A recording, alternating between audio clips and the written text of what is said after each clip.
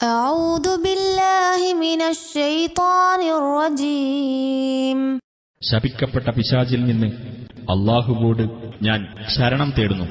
ضرب الله مثل عبدا مملوكا لا يقدر على شيء ومن رزقناه منا رزقا حسنا فهو ينفق منه سرا وجهرا هل يستوون الحمد لله بل أكثرهم لا يعلمون.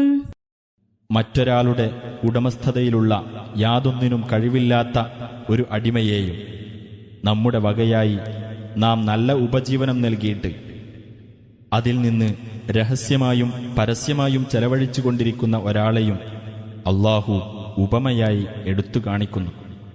ഇവർ തുല്യരാകുമോ? അല്ലാഹുവിന് സ്തുതി. പക്ഷേ അവരിൽ അധിക പേരും മനസ്സിലാക്കുന്നില്ല.